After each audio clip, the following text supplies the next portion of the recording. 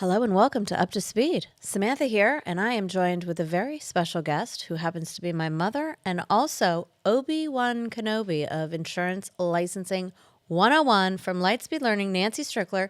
Good afternoon. Good afternoon, Samantha. We are going to dive into some incredible questions that we hear a lot over here at Lightspeed. Licensing. How do we get a license? What goes into getting a license? The timeline, the cost, all the different details. Nancy, let's dive in. Okay. So, if you're a brand new person, my first question is, what kind of insurance do you wish to sell? Great starting point. Because there are about 8 different types of insurance licenses. When I first started in this business over 25 years ago, there was only 2. There was a life/health and disability license and what at that time was called a fire casualty license. Now we have life only, we have accident and health only, we have a full property casualty. We also can get only a personal lines license and even an auto only license. So you need to know what products you want to sell before you embark down this path. And there's a lot of different line items with every single different license, and we'll talk about that a little later on today, just about where we break it all down. Is there a benefit to having so many different licenses?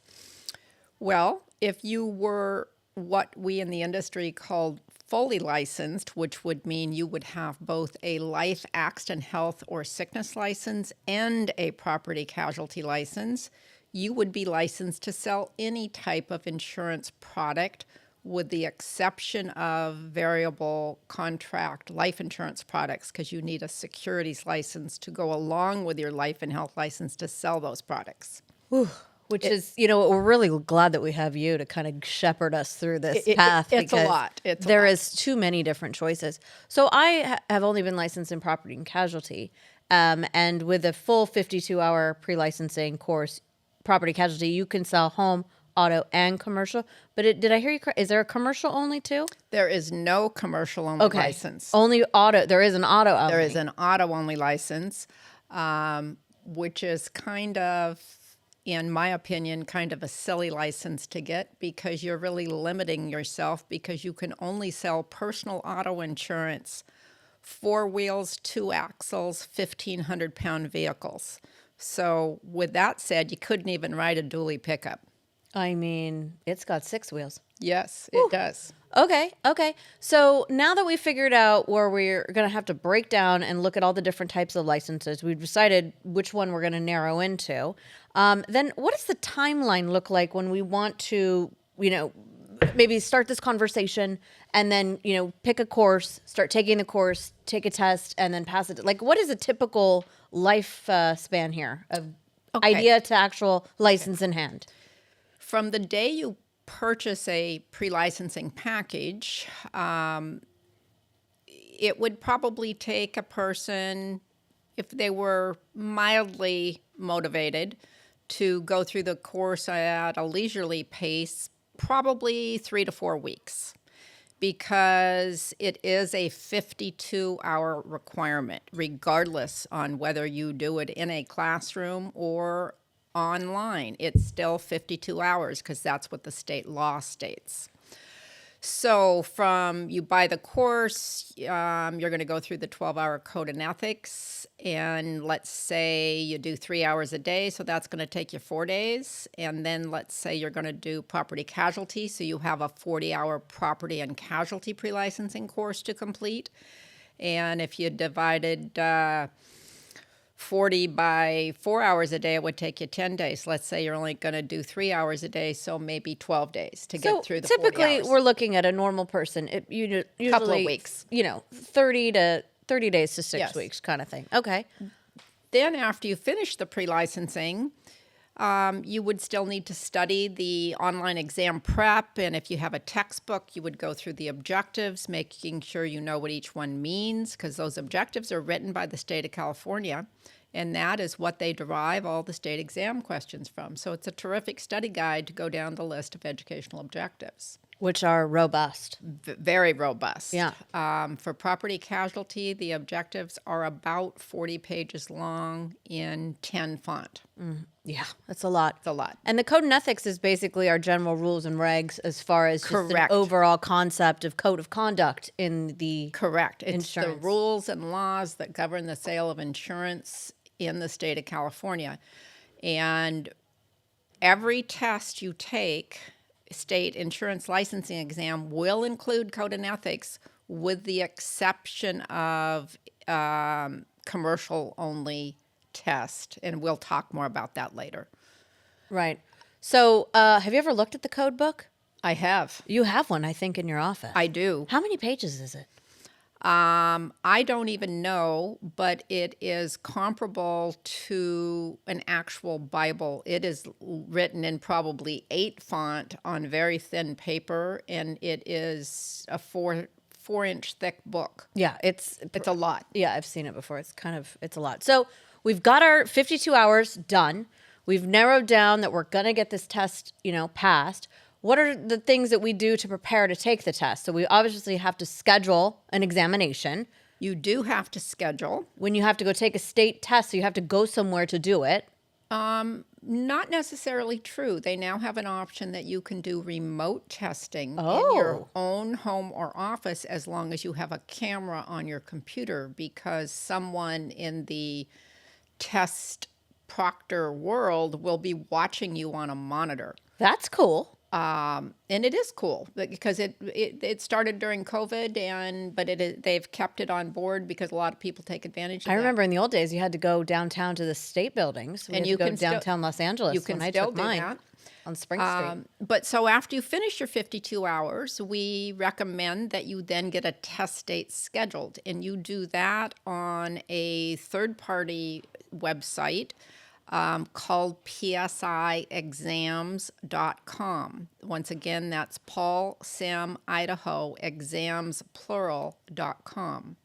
And on that website, you have to then choose which state exam you want to sign up for. And you have to choose where you wish to take the exam. They still do offer the exam downtown Los Angeles at 300 South Spring Street in the Ronald Reagan Building. That particular facility is still run and managed by Department of Insurance employees. It is the only test site in the entire state of California still managed by the Department of Insurance. Really? All the other test sites are run and managed by PSI. And there are about 25 different locations throughout the state, from Northern California all the way to San Diego. How much does it cost to take the test? Downtown Los Angeles, that would be listed as a CDI test site for California Department of Insurance. It's still $55. However, you do have to pay for parking, and you do have to drive downtown LA. So you need to factor in that traffic, whether you're coming from Ventura County or Riverside County. So what about a remote one? Is it less money? If you choose a PSI test site, you then have the option of going to a PSI testing location or signing up for a remote test. Those both cost $98 Ah. because PSI is allowed to charge what is called a convenience fee, which I think is about $45 or $48. So if you're in Southern California, you would probably go to the downtown if you wanted to. But if you're in other places, then you're going to have to Go probably to a PSI This site. remote thing sounds very cool. I mean, I'm interested to see how they can proctor that, because there's not, I remember when I took my test, it was like taking the SATs. I mean, you had people monitoring. They you. still proctor you by watching on a monitor, and there is software that you have to download before you can begin the test. And I always recommend to people that they log in to their computer and download that software at least an hour early in case they have any glitches with that download process, because you want to be able to start your test on time. Because I think if it's beyond 10 minutes from your scheduled time, they'll cancel your exam. And no one wants that to happen after they're all ready to So take the now that test. we're digging into the exam, how many questions is the normal, let's say, property and casualty or just the full-on life license? How many questions and how much time do they give us? The property casualty license, as well as the life, accident, health, or sickness license, are both 150 question exams. They are multiple choice. You take it on a computer, whether you do it downtown LA at a PSI test site or your own computer. It's all done on a computer. Again, multiple choice. You have to have 90 correct answers out of the 150 to pass that test, which equates to a 60% pass ratio. That's a D- for our friends listening out there. You just have to get there. You just have to get there. just have But to it is get a hard test. I mean, it is. It is a hard if test. if you're not versed and taking the time to really understand the concepts, and rightfully so. You know, we Granted. want to make sure that the people that are out there selling these products Are knowledgeable. know what they're doing. That is correct. So it's a 3-hour gig? It's a and they give you 3 hours of time to take it. And one interesting thing that a lot of people don't know is out of that 150 questions, about 30 or 35 of those questions will come out of the 12-hour code and ethics material. Yeah. So you need to know that well. And for someone such as yourself that already has a P&C license, if you were now coming back to get a life and health, accident, health, or sickness license, you would not have to repeat the 12 hours of code and ethics, but you will have to study it because you will be tested Even though on it's it. been 20 years? Even though it's been 20 years. Huh. Because the state knows that you did it when you got your property casualty license. It's in their database. Mm-hmm. So, but they'll test you on that again, so you still need to study that.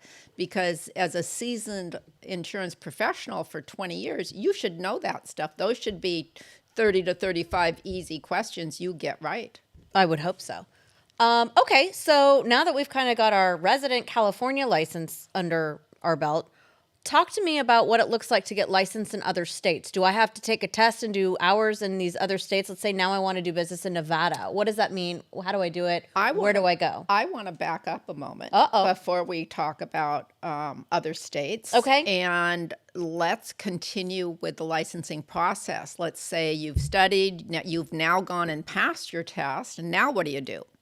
Well, you're not a licensed agent the day you pass your test. You now have to get fingerprinted.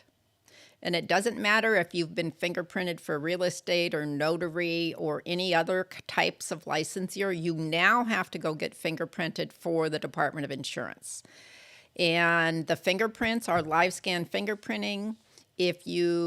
Some test sites offer fingerprinting services. If they do, get them done there. It'll be the cheapest place for you to do. But if they don't offer them, you can go to any place that does live scan fingerprinting. You just have to bring the form with you that you print off the Department of Insurance website because it has special department code numbers on it so the results will be sent to the Department of Insurance. Do you have to do it multiple times? Like, say I did it 1 year and 5 years later, if I live scan at one point, do I have to live scan again? No.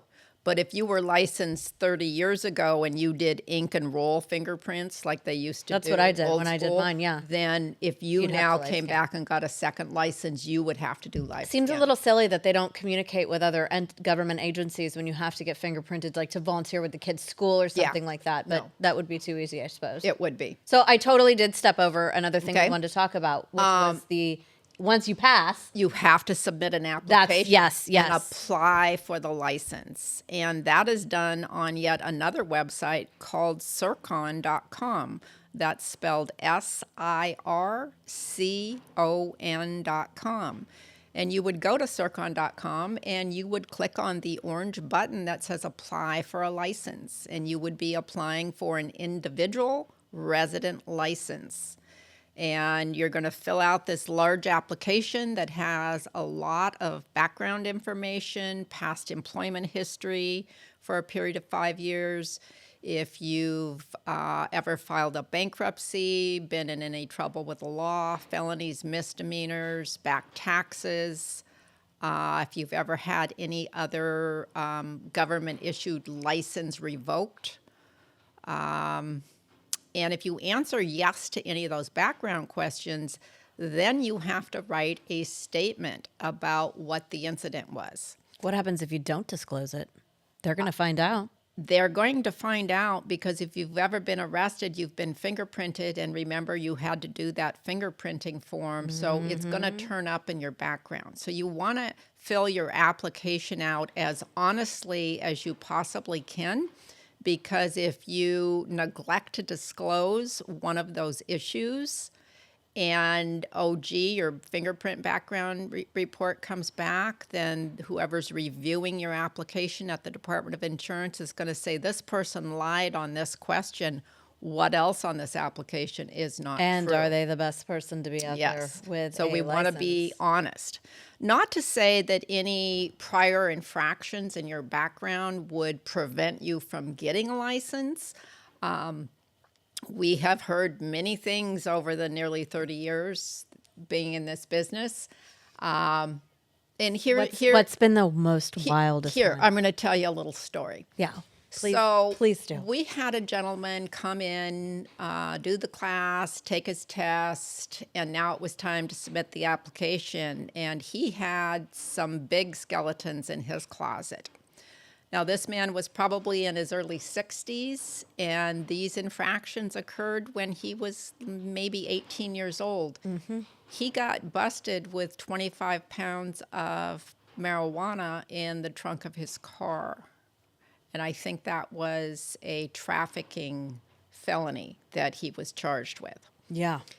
So fast forward to now, this man's 60 years old, and he's trying to get an insurance license. Well, back when he was 18, whatever happened to him happened to him. You know, he did whatever time, paid the fine, and did probation and went about his life and never got in any other trouble.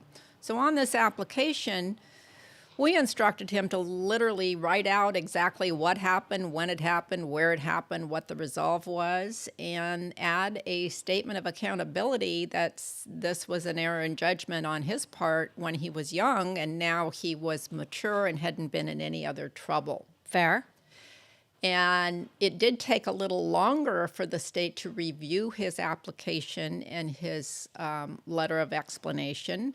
But ultimately, they did issue him an unrestricted license, a full PNC license. And he has gone about his business, started an agency, and has done quite well. So it kind of feels like disclosure is kind of something. I mean, let's just be honest. Yes, right? gotta be disclosing everything. And the point I really wanted to make, though, even though you have something in your background, it may not prevent you from getting a license. You just have to own up to it and disclose it. So just going back on the process, I find it very interesting, these extra steps that might not be clear to just the average folk, that we need to apply for the exam through one place.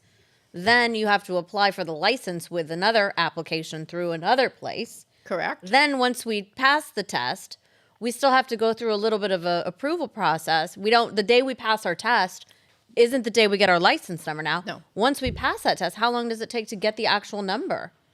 From the day you submit your license or the application, let's say you got fingerprinted that same day, but from the day you submit the application and you pay, I forgot to mention, there is a $188 application fee.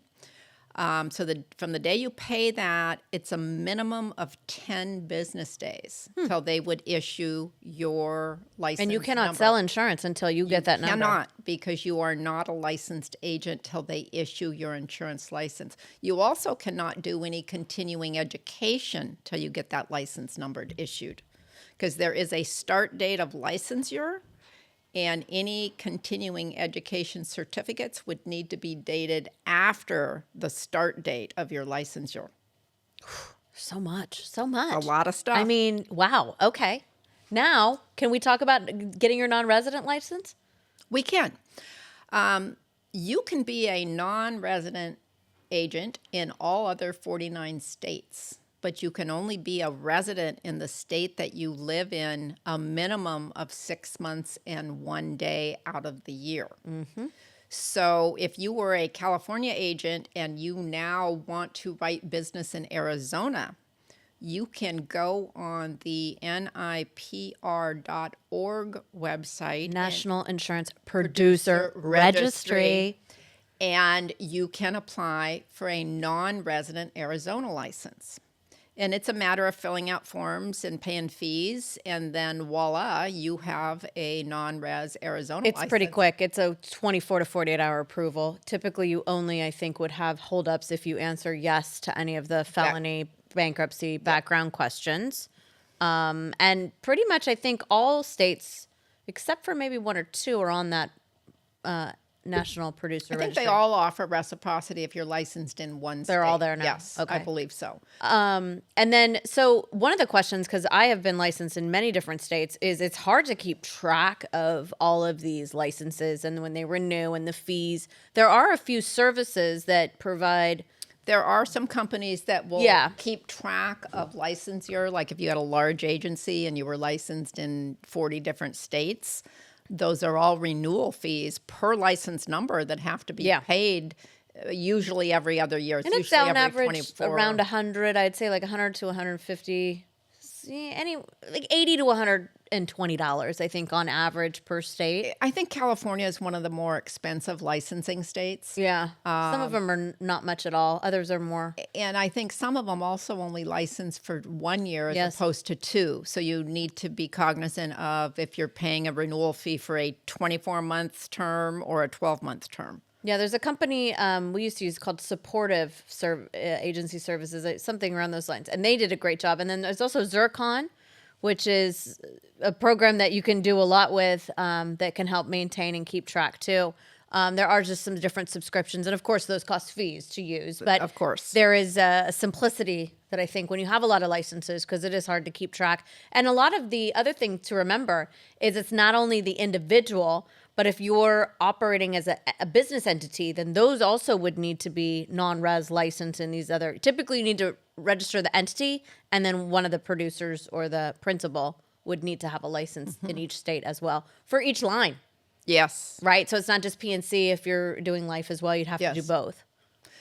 And one other point I'd like to bring up, a little backtracking. Please do. We talked about not being a licensed agent till the day your license number is issued.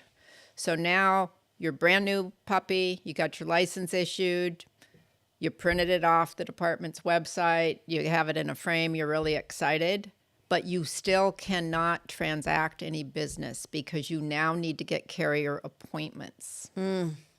Whether you're selling property casualty or selling life or health insurance, you still have to be appointed by a carrier, also known as an insurance company, to sell their products.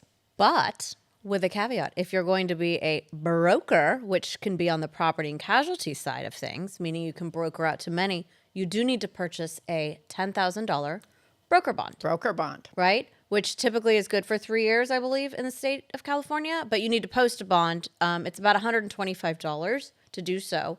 And then that will allow you to charge fees and to also not be necessarily captive or appointed with a carrier. You can access multiple lines. So as we continue our journey down the licensing path, let's talk about continuing ed. So now that we've got our license, we're ready to rock. Okay. We've got continuing education to think about every 2 years? Every 2 years. And how many hours do we need?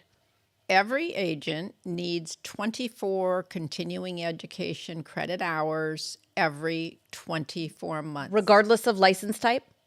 With one exception. Okay.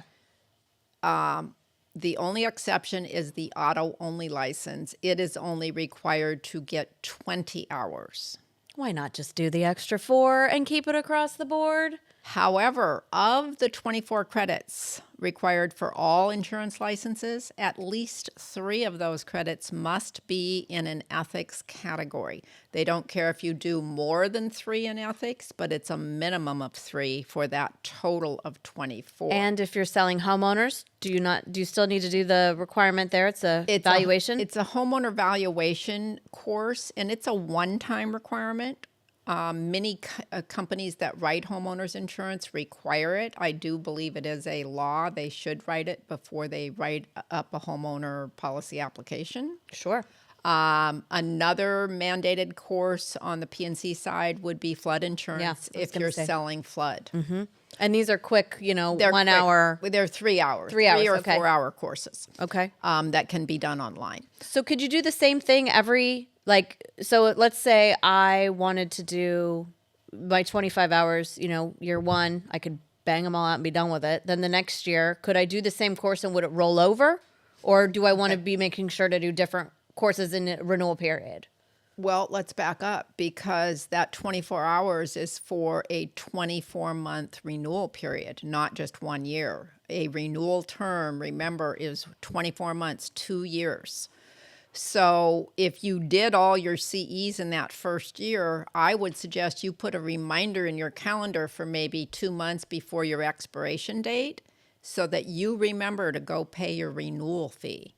Because there's two pieces to renewal. One is doing the education requirement, and the second one is paying the fees. Which those come in an email format from the Department of Insurance. Typically, you're going to get an email letting you know. About 90 days before your license expires. So you'll make get sure that your email. email's up to date Yes. with the Department of Insurance. Otherwise, you're not going to get it. And I always recommend people use a personal email address when they apply for that license as opposed to a business email address. Because remember, people, this is your license. It's your responsibility to take care of and renew.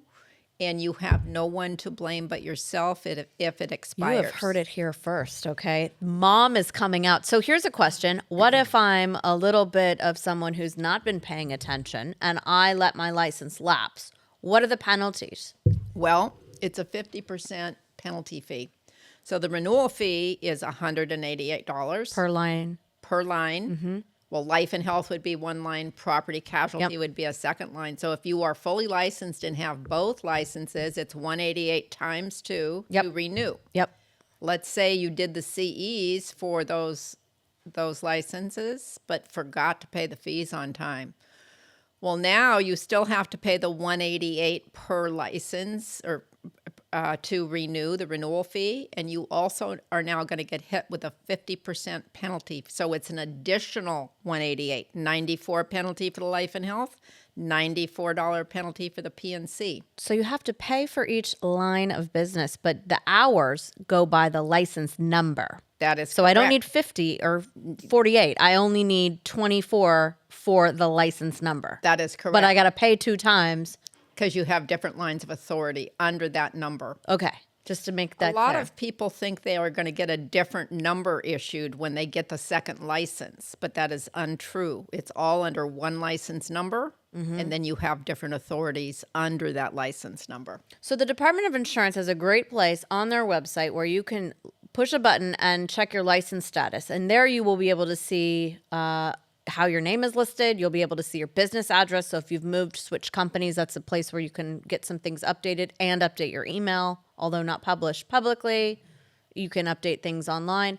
It'll also show you your hours and when they're due by. Correct. So maybe at the end of listening to this, you may want to see where you're at and what's going on. One thing that's, I always have a lot of questions that I get from people is, hey, if I do like a CPCU, you'll get a ton of hours for that because that's basically a master's degree in insurance. Those CE hours, can you do a bunch that will roll over? Like, how does that rollover work? You can roll over as many as you need in the next renewal period. So if let's say you had 48 hours in this period and you have ethics and you have everything, you have plenty to renew. So your license renews, well, it's going to roll forward 24 credits. But what you have to look for in that next renewal is the ethics category will not be satisfied. So you'll still have to do the ethics. You always will have to do a fresh ethics course because it has to be dated within the dates of each renewal period. You can't do 1,000 hours and it's only going to be enough for that next period. Yeah, they won't let you keep rolling over indefinitely. Okay. Okay, I'd like to touch on the CEs for a new life agent, life only, or a life accident, health, or sickness agent. If they wish to sell annuity products, there's some specific requirements for continuing ed that they must do before they write up an annuity application. A new life agent would need to do a 8-hour annuity training course before they could write an annuity application. And annuities is a little bit odd than all the other CE requirements because the way the law is written, the first renewal period that you want to sell an annuity product, you would do that 8-hour course, and that would cover you for that full first 24 months. But in your next renewal period, you would only do a 4-hour annuity training course, not an 8, because the requirement drops to a 4-hour course. This is complicated. It is complicated. This is complicated. And a lot of people will know they need annuities and they will choose the 8-hour course because they think 8 is going to be better than 4. But the way the law is written, the 8-hour course will not satisfy the 4-hour requirement. They would get 8 standard CE credits, but it won't satisfy that annuity requirement. Wow. So first year, if you're selling annuities, do the 8 hours. After that, it's 4 hours. Only 4. And if you're confused, as I still maybe am, call Nancy. Happy to answer your question. Happy to. So here is the other requirement is long-term care. Oh yeah. So if you are a accident, health, or sickness agent or a life, accident, health, or sickness agent and going to write long-term care policies, the law for CEs on this product is 8 hours per year, 12 months. The first 4 years you're licensed. So if you are actively selling long-term care, you would have to do 16 hours of long-term care in your first renewal period, 24 months. Would it count for 16 hours? It would if they were 2 different courses. They'd have to be different courses. 2 different course numbers. And then in their next renewal period, it would be their second renewal. Again, they would have to do 16 hours of long-term care credit. My head is literally in a tailspin. Okay. Then the next 2 years, it would drop down to a single 8-hour long-term care course for from then till infinity, for as long as they're licensed. Okay. Well, you know what? That was a lot. It was a lot. That was a lot. But it's more. important. It is indeed, and that is why we have you to kind of help us. So here's another question, Obi-Wan. The types of hours that I do. So we had previously discussed that I'm a property and casualty person. So I obviously would be doing courses approved for P&C. But there's also a business, what is it? Business management Business category. management category. I can get hours there too. You can. We have done business management classes, and primarily they're usually done in a live setting, like a contact CE course where you go and sit in a room with a bunch of other agents. Mm-hmm. And the way the law is written in the insurance code is you can get up to 7 business management CE credits per 24-month renewal period. Which is cool. Yeah. Yeah. And business management courses are cool because they give agents and agencies maybe a different perspective on how to handle a problem or how to better serve their clients. And so it's a cool category as opposed to just standard old property casualty. But I think going a little further on the live, versus book versus online course, all of us have at certain points, waited to the last minute, right? I got to get the hours done. And you just got to get it done. And, that's fine. But that's not, I think, the best way to be thinking about CE because in my mind, if I'm going to take the time, I want to learn something. Absolutely. I'm a person who learns best in a live classroom around, people. I'm a listener. That's where I can really dig in. Some people are great with books. Others, can really thrive in that online environment. I like that there's multiple different options of getting the courseware, but I think you got to, pick and choose so you're not just wasting your time. Pick a subject that is something you want to learn a little bit about. Absolutely. And, take away something because you got to do it. And the other thing is there's always an exam. Open book or not live classes, no test. Right. But even online, they cannot have the book open and the test at the same time. That is a state law. That is a no-no. But there is, the continuing ed does have you do need to take an exam. You do. Yeah. And so you can read the book and then close the book and then go do the exam. And if you miss too many on the exam and don't fail it, scroll down, review what you missed, close that window, and then maybe go back up and open that book and look for the area that you were lacking knowledge in to answer those questions so that you are learning something. Right. The idea is that it is continuing education. That 'cause is correct. We're never, not doing ourselves a service by learning. Knowledge is power. Thank you for that. Headline. That's it. We're done. No. Okay. So we have covered a lot of different concepts and information. In summary, can you just give me the total cost of what it looks like to get my license? How much does it cost from start to finish? Ballpark numbers to get a property casualty license would cost you around $500. That includes same for life? Same for life. Yeah. That includes the cost of the course, the exam fee, the application fee, the fingerprint fee, and if you studied well, you're going to pass that test on the first try. You do need to keep in mind, each time you take the state exam, you have to repay the exam fee. So if Which you're is the 98 or the 55 or 50, correct, right? correct. So you Okay. failed that exam 3 times. Listen, that you need to adds go in up. there. You That want to adds pass. up. Yeah, you want to pass the first time. You totally do. Okay, so we've got the cost of around 500, and then we're kind of looking at all in, realistically, anywhere from a month to 6 weeks to be ready to rock. Correct. Okay, so now we've got our marching orders there. Recapping the keeping track of all the different licenses, and I know from being in the seat of agency management, it's a doozy trying to keep track of all your staff's licenses and numbers and non-resident licenses. Some of the things that I've used in the past, something as simple as a Google Doc that everybody can input their information and then you can keep track. I even had one gal who would set up appointment reminders in the calendar, like an Outlook. And it was basically, then that was how we would keep track of everyone's license. An Excel sheet's a great way. And again, highlighting some of those services that you can pay for that are companies that actually are in the business of maintaining and helping you to keep track of your license renewals and non-resident licenses. There's Zircon, Supportive. There's a couple of different places that, are good. But again, you do have to pay for them.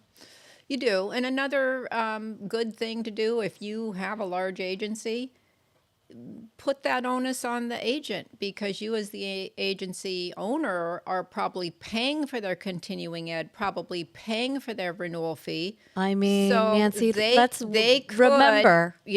be cognizant of when their license expires. Yeah, Because it's you hard. cannot write business with an expired license. It's hard. It's hard to basically just get up and be, let alone remember their insurance license or that they've got continuing education. It is important though, and a lot of companies do, have parameters or incentives, hey, if you complete your continuing ed or let us know, these things we'll pay for it or we'll do different things. So I think you really just figure what works best for your operation.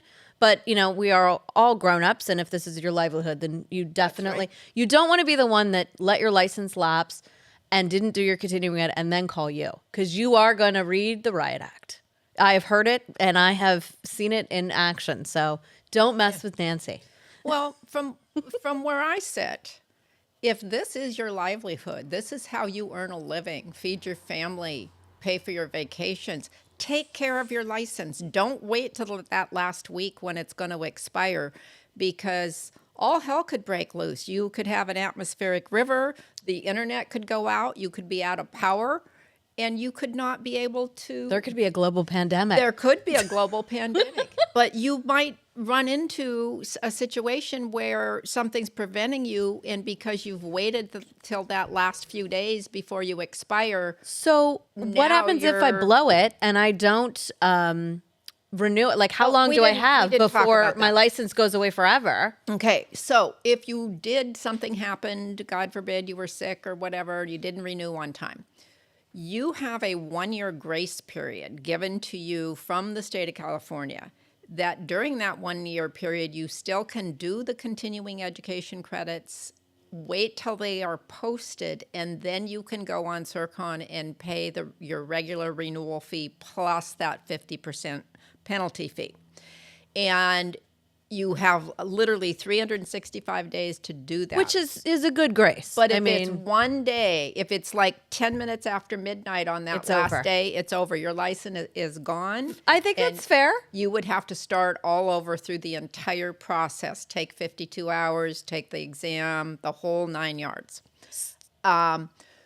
Another thing I want to mention about expired licenses that a lot of people are unaware of, when these licenses do get reinstated, they do not change your expiration date. It will remain the same every 2 years on the 30th or 31st of the month, whether you're an even year or an odd year. That's not going to change. So if you renew a year late, like you within gotta- a few days, right to the end, to your grace period, Yep. you're already 1 year into that next renewal period. So you got to put a calendar reminder for next year so you don't let it expire a second time.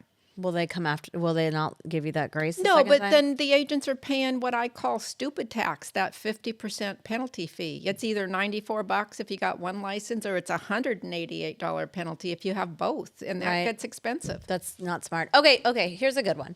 Do I have to do CEs forever, or is there a time where I don't have to do CEs anymore? There is a CE exemption rule that if you have been licensed if you have been licensed 30 or more consecutive years with no lapse in licensure, meaning you never renewed late, and you are now 70 years of age, you can email the Department of Insurance and request the CE exemption. It's as simple as that.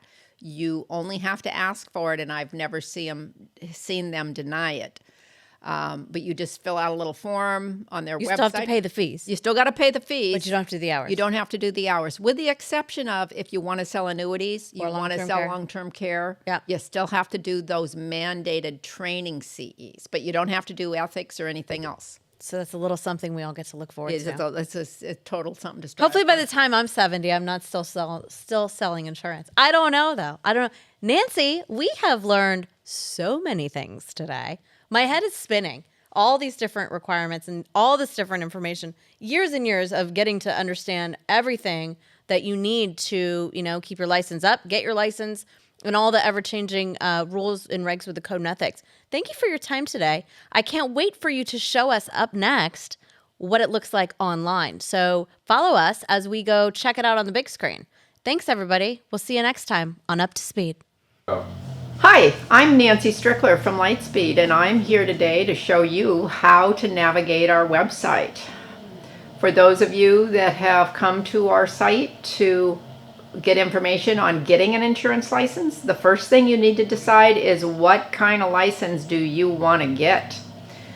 You would go to lightspeed.net, you would click on the insurance licensing circle, scroll down just a little bit till you see this chart. This chart is a very useful bit of information. It shows the license type, what pre-licensing education is required, the lines of authority or products you can sell with each license are listed down this column. This tells you how many questions are on the state exam. This tells you how much time the state gives you to take the test. And this is where you would select a package if you were interested in purchasing. So as you see, you have life, accident, health, or sickness here. It's a 52-hour requirement in total. You can sell life insurance, health insurance, annuities, disability income, and long-term care with this license. It's a 150 question test. They give you 3 hours to take it. If you only wanted to sell life only, no health, you would get a life only license. It's a 32-hour requirement. And you can sell life annuities, but no health insurance. This is a 75 question test. They give you 1.5 hours to take it. If you already had a life only license and you want to get a health now, you can do the additional hours to add the health on. Again, it's the same 32, what you can sell, 75 questions.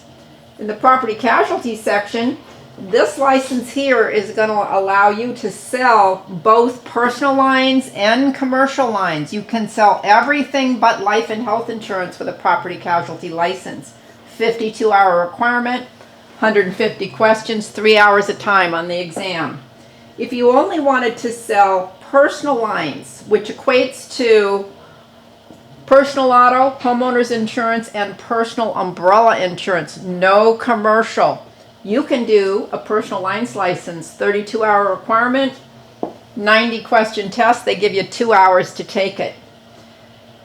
If you already have a personal lines license and now you want to sell commercial, you can come and do the commercial only pre-licensing. Take an additional 60 question test and then submit your application, now applying for a full property casualty license. There is no such thing as a standalone commercial license. So your options are to either get the full P&C from the get-go or upgrade your personal lines to full P&C license. Limited lines auto license. You can only sell personal auto with this license. It is a 32-hour requirement. Again, only personal auto. 1,500-pound vehicles, 4 wheels, 2 axles. 60 question exam. And last but not least is the life limited the payment of funeral and burial expense license. This is for those who want to go to work at a mortuary or a funeral home and sell final expense life policies. These are limited to $20,000 of death benefit or less. It's a 90 question exam. It's a 2-hour test. So if you want to get a P&C license, you would go on this row. You would click select a package. And you would see 3 different packages to purchase. They all include the mandatory 52 hours. They all include the online exam prep videos. They all include the online exam practice exams and vocabulary. That is all the Ruby package has in it. The next step up is the Emerald package. With this one, you get a hard copy textbook. Benefit of having the textbook is we publish the educational objectives in the book that's referenced to the book. So you can go down those objectives after you finish the course and use it as a study guide, looking up anything according to those reference numbers on any content that you might be weak in. The Diamond package gives you everything the Emerald package has. In addition, you can get a Zoom tutor session included that you would call and schedule. And you also get 24 hours of continuing education you need for your first renewal. The other important thing on when you're choosing which package to buy, if you're a brand new agent, you have no insurance license, you want to make sure you buy a 52-hour because it includes the code and ethics. If you already have a life license and you're coming to add on property casualty as a second license, you do not need to repeat the code and ethics. So you can get away with doing only 40 hours. You click on that button, put it in the shopping cart, go through the purchase process. When you're done purchasing, you check your email for your new username and password and go back to our homepage and log into your account. Okay, now I'd like to speak a little bit about navigating our website for continuing education. You would go to lightspeed.net, click on the continuing ed, and you would choose the category of license type that you have. So let's say I hold a life and health license. I can do life courses, I can do accident and health courses, or I can click on this button that might have both of them on there. So this is a 24-hour accident and health package. It has 20-hour life course and a 4-hour ethics. This is a complete 24-hour package that you can purchase with one click of the button. The course price is $38.94, and included is the in the whole price of $54.54 is the roster fees. These are roster fees that every provider has to pay to report your courses for you, and it's included in our price. So you would just click on this button here to add it to the shopping cart and then check out and make your purchase. You have many selections of 24-hour packages. If you did not need a full 24 credits, you can scroll down here and find a la carte courses. This is the annuity section. 8-hour annuity and 2 different 4-hour ones. Remember, the 8-hour annuity course is a one-time requirement. So you always want to check on the Department of Insurance's website under the Check Your License Status button to see if you have completed an 8-hour annuity course. The 8-hour course will not satisfy a 4-hour requirement. 8 hours your first renewal, 4 hours every renewal thereafter. And again, different a la carte courses divided by category. Those are the accident and health ones, and these are ethics. Every agent, every renewal period must have a fresh ethics course. So let's say you had a whole bunch of rollover credits from your last renewal. You had 20 of them, and you only need ethics to satisfy your CEs. You could buy a 4-hour ethics course and accomplish that with one course. It would take you half an hour, and you'd be done. And then, of course, you still must remember to pay your renewal fees. But that's just a little quick navigation on our site. If you need any help in choosing your CEs, be sure to email us or call us. Thank you very much. Today's been incredible. We have dove into some killer topics. Nancy here with Lightspeed really set us straight with all we needed to know about licensing 101. What are some of your favorite takeaways from today? I think going over the different requirements, the new upgrades and the way you can take the exam now, whether you want to take it in person, whether you want to go to a test site, or Very you want cool. to take it remotely. Yeah, I like that. It gives people lots of options. And some they don't even have to leave their own home for. I was really blown away with all the different types of hours that we have to do for some of these different content, annuities, long-term care, ethics, flood, It can get homeowners confusing. valuation. It can be really complicated. So having you on our team is something really great. Lightspeed.net is where you can learn all about all of these wonderful course offerings. And if you need her, you know where to find her. Thank you so much, Nancy. You're welcome.